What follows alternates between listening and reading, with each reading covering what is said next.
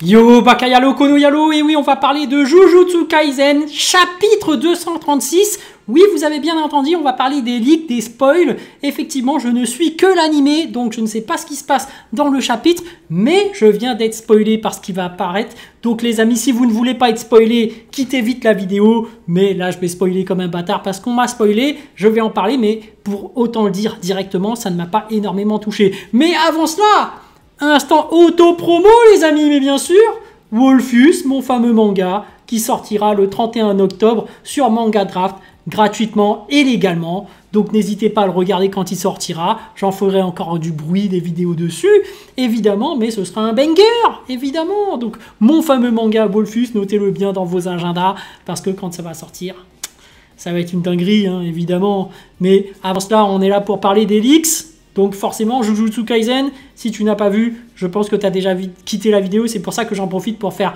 mon instant auto-promo. Ça te permet aussi de quitter la vidéo si tu ne veux pas être spoilé. Parce que là, c'est bon, ça tombe.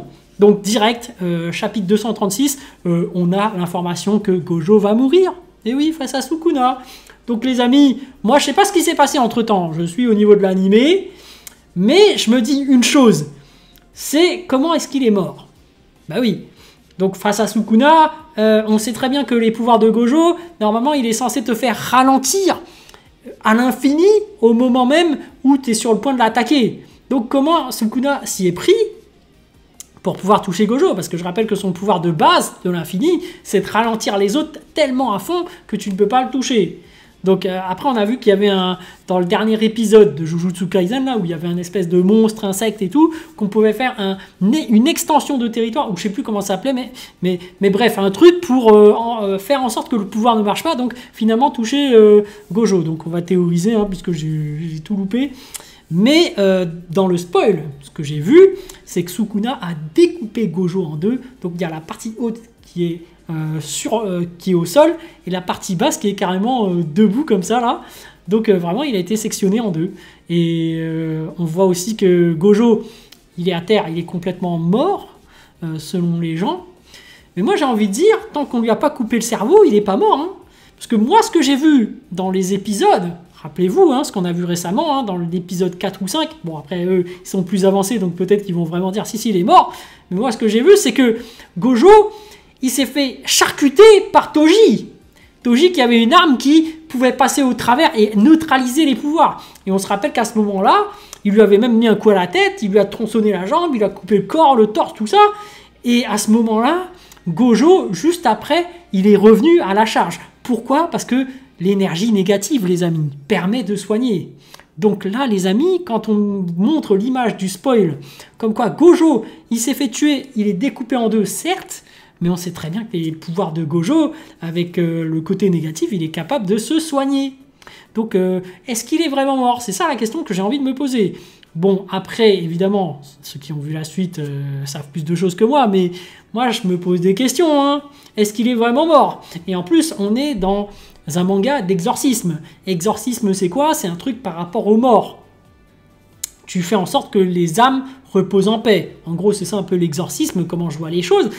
Et quand tu parles beaucoup avec les morts, etc., que tu es dans ce milieu-là, est-ce qu'au bout d'un moment, il n'y aura pas une sorte de résurrection? Parce que c'est ça, hein, finalement, quand à force de fréquenter la mort, tu as plus de connaissances par rapport à la mort, et finalement, est-ce que tu n'arriverais pas à créer une sorte de barrière qui te permettrait de ressusciter? On sait très bien que Gojo, voilà, il a la technique bleue qui est sa technique de base de ralentissement avec l'énergie négative, non, positive. Il y a rouge avec l'énergie négative qui permet de soigner, donc qui lui permet de faire des dégâts ultimes. Et on a violet qui est l'énergie bleue et rouge en même temps. Donc là, est-ce qu'il ne serait pas capable de, je sais pas, prendre une énergie rouge et de le mettre encore avec une autre énergie rouge, ce qui fait une double négation, double soin incroyable qui te permettrait de ressusciter? Voilà, je te balance ça comme ça. Parce que moi, ma théorie, bon, évidemment, pour la suite de l'histoire, je pense qu'il est mieux qu'il meure. Donc l'auteur fait peut-être bien de le faire mourir parce qu'il faut que les autres personnages se développent et on savait que Gojo était bien trop puissant dans l'histoire. Mais pour moi, ce qui serait encore plus intéressant, c'est que Gojo ressuscite en tant que méchant. Parce que ce serait très intéressant de voir Gojo en tant qu'antagoniste final et voir tous les autres essayer de le battre. dont Sukuna. Mais là, c'est un peu mort, parce que vu que Sukuna a réussi à battre Gojo, ça veut dire que Sukuna est vraiment la personne la plus puissante du lore de Jujutsu Kaisen. Mais voilà, moi, je pense vraiment, sans même avoir vu le chapitre, que Gojo va ressusciter et qu'il n'est pas mort. Ou du moins, s'il n'est pas mort, il va ressusciter. Je vais aussi parler par rapport au spoil, évidemment, parce que je suis sur Twitter, qui s'appelle X maintenant, qu'il y a énormément de gens comme moi qui ont été spoilés, qui suivent que l'animé, et qui ont dit que les spoils, c'était un véritable fléau, etc. Mais comme moi, je ne suis qu'animant ni cette information, moi, je vais l'oublier, hein, parce que je ne saurais jamais, en réalité, dans quelle saison Gojo est censé mourir. D'ailleurs, moi, je pense même que là, ça m'étonnerait que c'est dans l'arc qu'on est en train de regarder, là, parce que là, ils arrivent sur Shibuya, ils essayent de tendre un piège, donc, a priori, Gojo ne va pas mourir. Mais d'un autre côté, ça me permet aussi de savoir que Gojo ne va pas mourir. Mais en réalité, ça ne me touche pas vraiment. Mais force à ces gens-là, quand même, parce qu'ils se font spoiler, et ils sont en pleine souffrance, et ils ont très mal pris le côté spoil qu'ils ont reçu en pleine face, comme ça. Et d'un autre côté, ces gens-là, je les plains quand même. Parce que les pauvres, quand ils vont au cinéma et qu'ils voient les bandes annonces, ils se font spoiler tous les films. Donc, ça doit être très difficile pour eux d'aller au cinéma. Parce que s'ils arrivent avant le film, avant le film, bah, ils ont les trailers, les teasers. Donc, forcément, ils se font spoiler. Donc, c'est très compliqué pour eux. Donc, moi, dès qu'il y a les trailers et les spoils, etc., c'est ce qui te met de l'eau à la bouche avant de regarder le chapitre. C'est ça qui te met déjà en haleine, pour voir vraiment le détail de comment ça va se passer.